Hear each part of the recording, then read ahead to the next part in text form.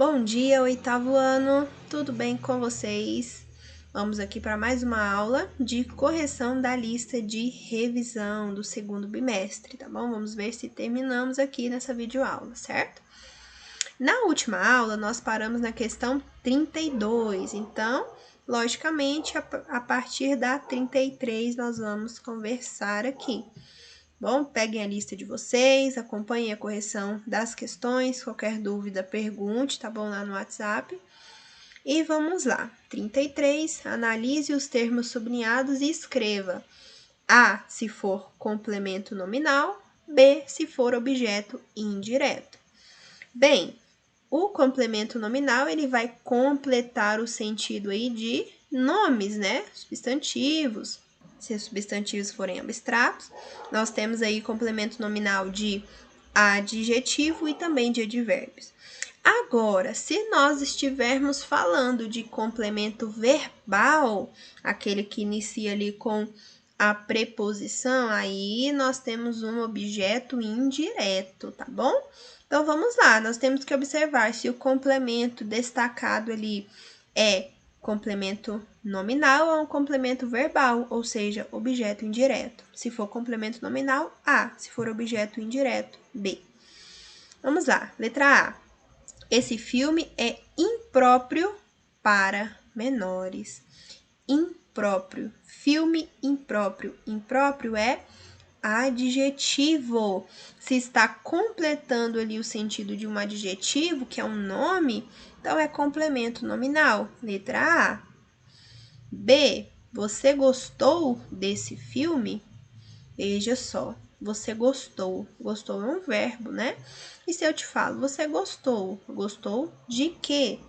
É um verbo transitivo indireto. Ele pede um complemento e esse complemento vem com a preposição. Então, é objeto indireto. O desse filme é objeto indireto, letra B. O respeito às leis é fundamental. Ah, veja só, aqui nós temos um nome, respeito, que está até introduzido pelo artigo definido o. Se é nome, o complemento sublinhado ali é complemento nominal. Letra A. Então, C, letra A. D. Não necessito de sua ajuda. Necessito é o quê? Verbo, não necessito. Não necessito de quê?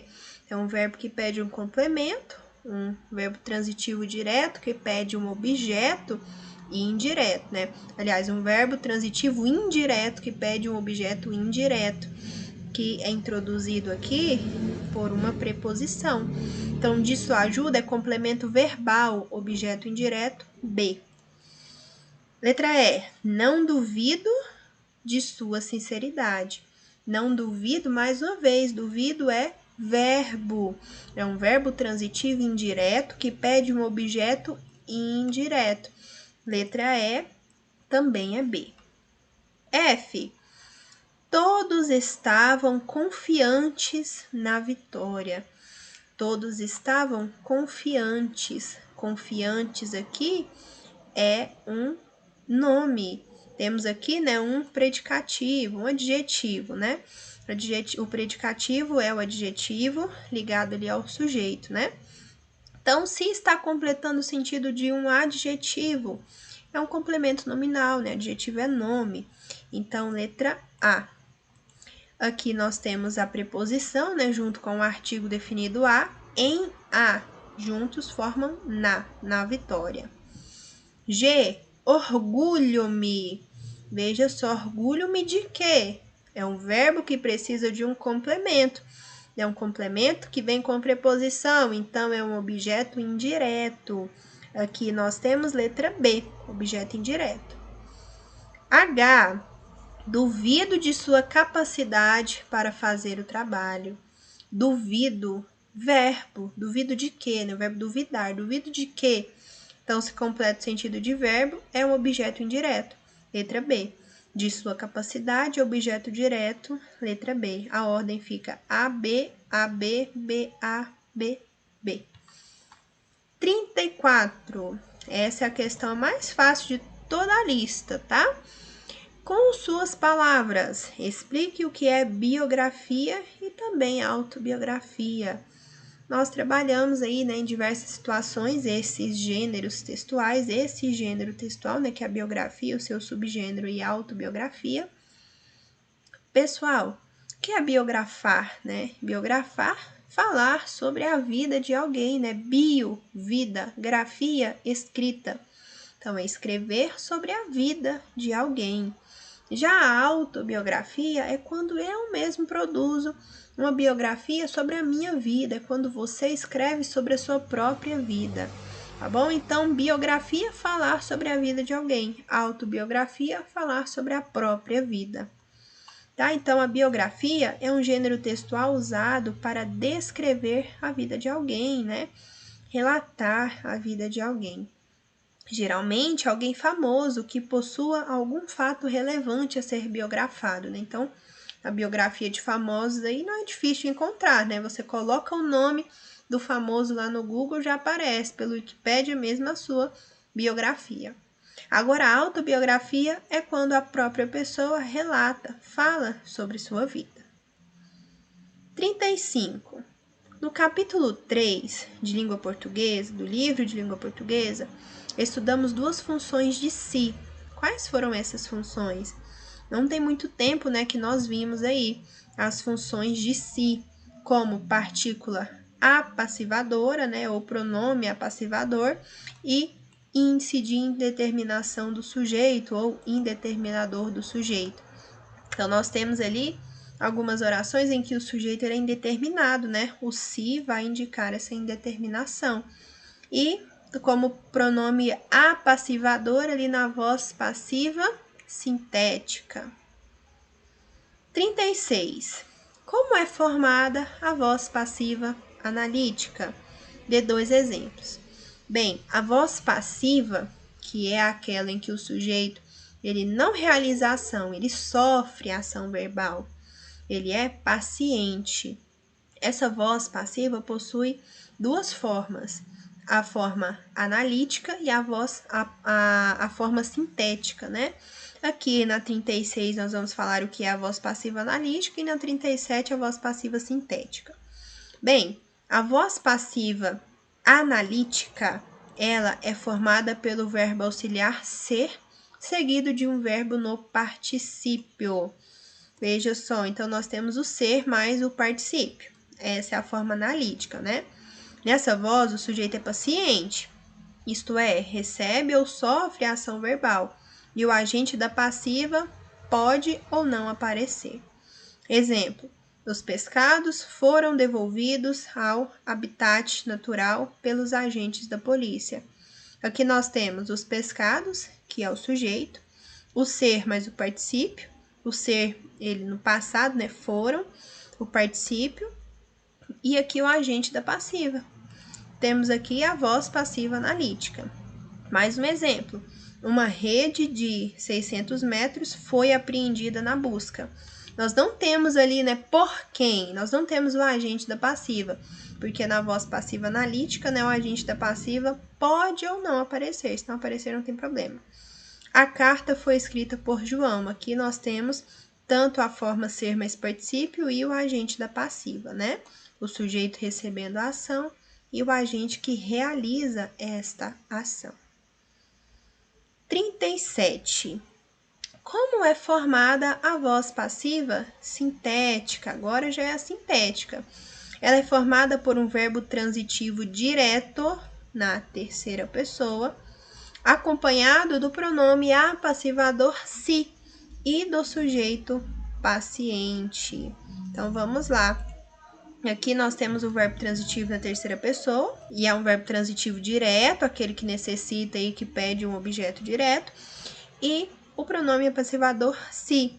Exemplo: vendem-se muitos peixes originados da pesca predatória. Pescam-se milhares de peixes na represa. Então, são exemplos aqui de voz passiva sintética. 38. Relacione a primeira com a segunda coluna.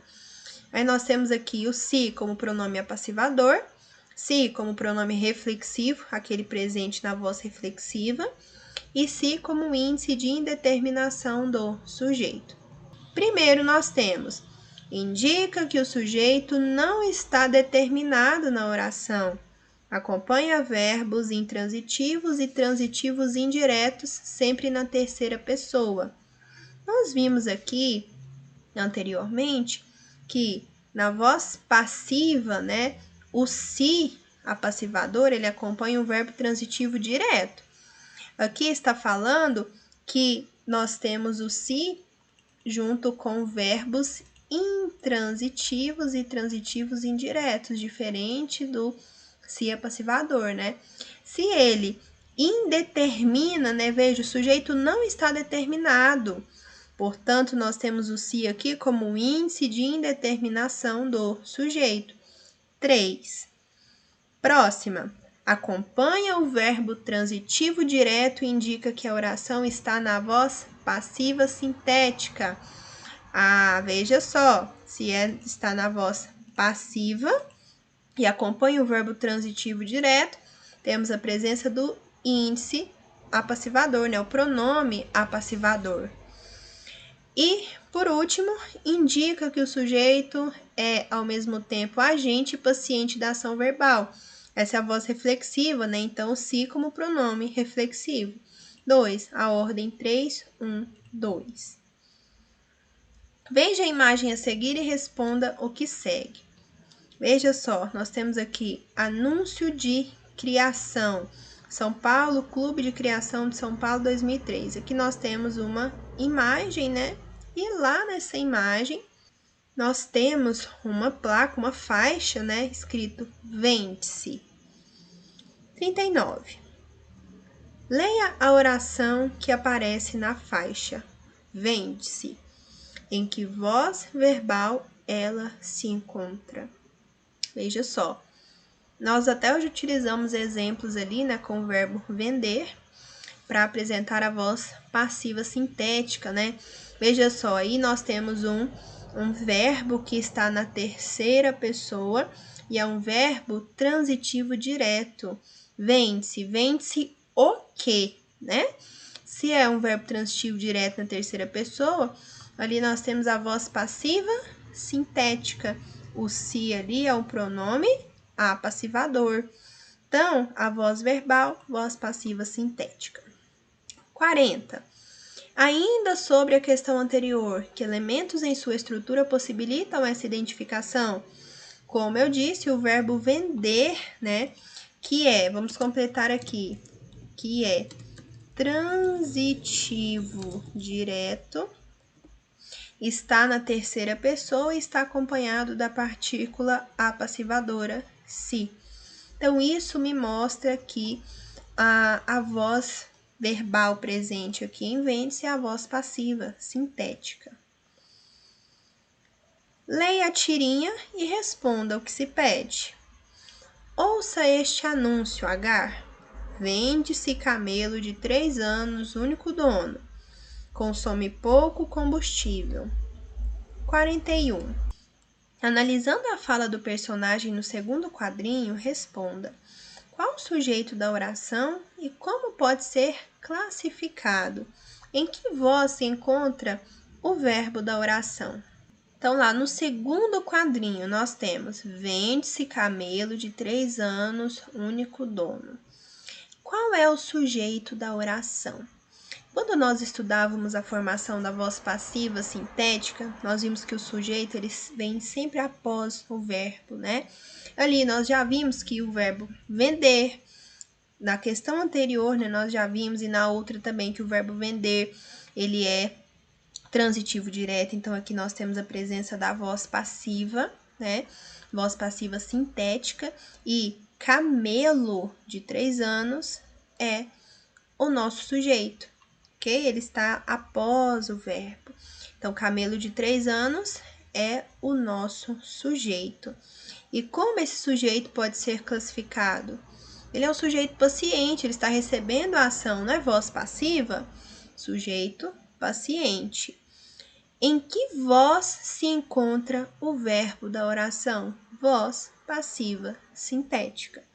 Bom, então, Veja só, nós analisamos aí que há o sujeito é Camilo, de 3 anos, é um sujeito paciente, e há a presença aí da voz passiva sintética, o se ali é pronome passivador, o verbo vender, ele é transitivo direto, está na terceira pessoa, então tudo isso nos indica aí a voz passiva sintética. 42. Passe as orações a seguir da voz passiva analítica para a voz passiva sintética. Na letra A, nós temos: este ano será visto novo desfile de escolas de samba. Aí nós temos aqui, será visto, né? O verbo ser mais o particípio. Então, analítica, passando para a sintética. Nós temos a seguinte oração: este ano se verá um novo desfile de escolas de samba.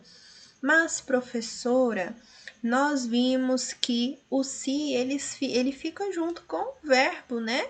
Por exemplo, em usa-se, demoliu-se, como os outros exemplos, e os vistos acima, né? Vende-se. Mas a colocação pronominal, o se ali é pronome, né? Pronome apassivador. Mais à frente, nós vamos estudar a colocação pronominal. Nós temos a próclise, ênclise e mesóclise. Quando nós temos o se antes do verbo, é próclise.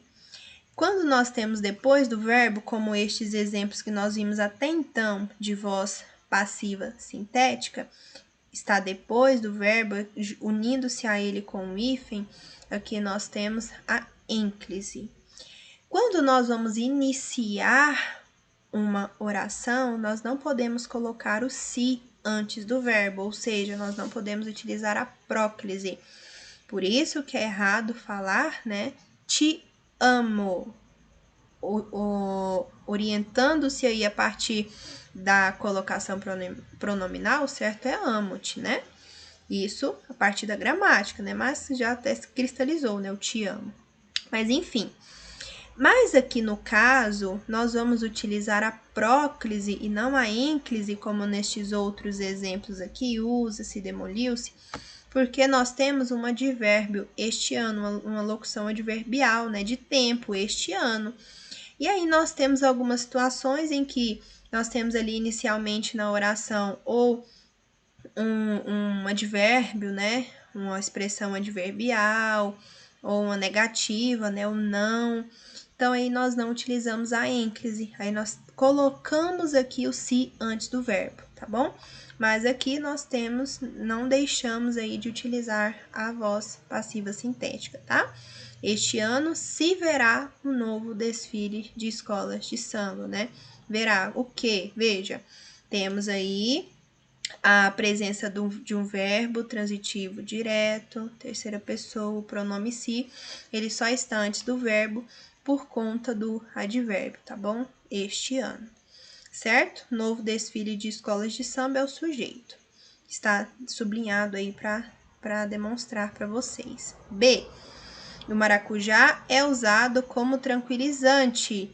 Usa-se o maracujá como tranquilizante. Sujeito aqui está sublinhado. Como aqui nós não temos advérbio, aí é o normalzinho mesmo, né? A ênclise. Usa-se, o pronome vai após o verbo, unindo-se a ele com o hífen. C. A parede foi demolida por erro de construção. Demoliu-se a parede por erro de construção. D. Os pássaros foram perturbados com o barulho. Perturbaram-se os pássaros com o barulho. Letra E. O mal-entendido foi finalmente elucidado. Elucidou-se finalmente o mal-entendido.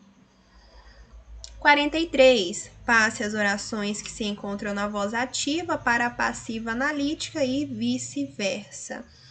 Veja só, você vai ou passar da voz passiva analítica para a ativa ou da ativa para a voz passiva analítica, tá? A. O motorista freou o carro bruscamente. O carro foi freado bruscamente pelo motorista. Aqui nós temos o sujeito que realiza a ação, portanto, voz ativa, né? Então, aqui é o sujeito que vai realizar a ação.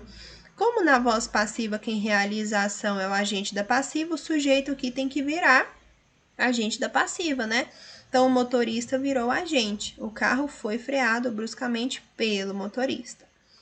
B. As despesas seriam pagas por todos. Aqui agora é o contrário, nós temos a voz passiva analítica, então nós temos que transformar o agente da passiva em sujeito, né? Todos pagariam as despesas. C. Escrevi uma carta de amor. Uma carta de amor foi escrita por mim. Nós sabemos que é o mim porque escrevi, ó, primeira pessoa. D. As cargas foram lançadas no mar. Lançaram as cargas no mar. E. Os organizadores abriram os portões do estádio para o jogo inaugural. Os portões do estádio foram abertos pelos organizadores para o jogo inaugural. 44. Com suas palavras, explique o que é relato de experiência e relato de viagem. Os gêneros que nós estamos trabalhando, né? Pessoal, relato, né? Relatar a experiência, relatar a viagem, né? No relato de viagem, conta-se os acontecimentos ali mais importantes de alguma viagem. O relato de experiência conta-se, né? Relata-se ali algum acontecimento importante, marcante, né? Relata-lhe aquela experiência. Então, relatos de fatos marcantes da vida de alguém, né? A função desses textos é trazer para o leitor informações interessantes sobre essas experiências, né? O relato de experiência é uma produção textual que reúne diversos elementos descritos precisamente através de uma retratação de uma experiência vivida. Já o relato de viagem, né, vamos acrescentar aqui, ele trata aí de um relato dos acontecimentos marcantes, interessantes de uma viagem. Então, já os relatos de viagem, relatam os acontecimentos marcantes de uma viagem. 45. O que são hipônimos e hiperônimos? Dê 3 exemplos. Nós vimos recentemente aí, né, os hipônimos e os hiperônimos. Hiperônimos são palavras com sentido mais genérico, os hipônimos com sentido mais restrito. Então, os hiperônimos são nomes de sentido mais genéricos, mais abrangentes, né? Os hiperônimos abrangem os hipônimos. Já os hipônimos são os nomes com sentido mais específico. Exemplo, nós temos o hiperônimo ferramentas e dentro desse hiperônimo nós temos os hipônimos martelo, serrote, chave de fenda. Nós temos o hiperônimo sentimentos, aí nós temos ou emoções, aí nós temos os hipônimos tristeza, alegria, paixão. Nós temos o hiperônimo roupas, e dentro desse hiperônimo nós temos os hipônimos vestido, blusa, calça. Hiperônimos sapatos, hipônimos tênis, sandália, chinelo e etc. E nós temos diversas relações de sentido aí entre palavras hiperônimas e hipônimas. 46. Transforme os complementos verbais das orações em destaque em complementos nominais, como no exemplo. Confiamos em você, temos confiança em você. Transformaremos aqui o verbo em nome e aí o complemento deixará de ser um complemento verbal para ser um complemento nominal. Muitas pessoas amam os animais. Muitas pessoas têm amor aos animais. O amor é um nome, é um substantivo abstrato, né? E nós temos aí o complemento, aos animais. B. Ela não se interessa por mim.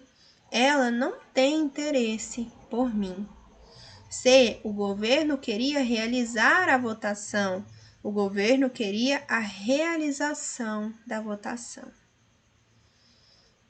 E aqui nós vamos para as últimas questões. 47. Os hiperônimos de gato, rosa e amor são, respectivamente, gato, felino, rosa, flor, sentimento. Amor, né, é hipônimo de sentimentos. Então, é só nós olharmos aqui, né, respectivamente, ou seja, nessa ordem.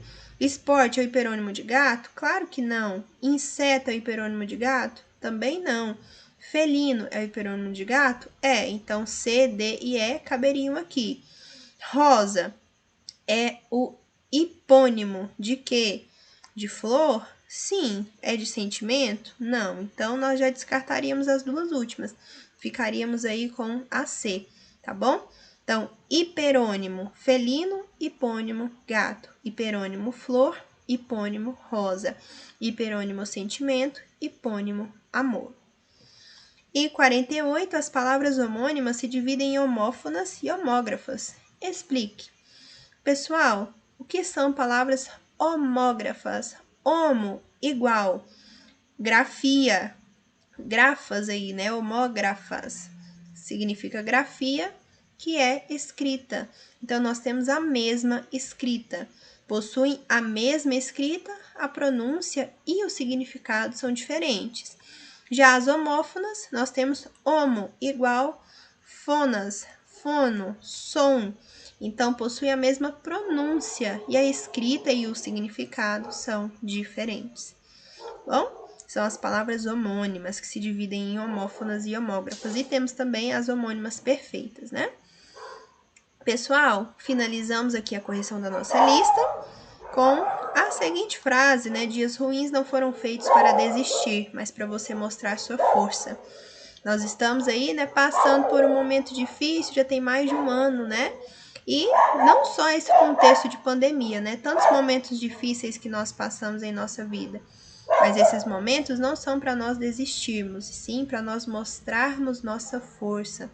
Nós só sabemos que somos fortes quando passamos por momentos difíceis. É porque quando tudo é fácil, nós não precisamos mostrar força.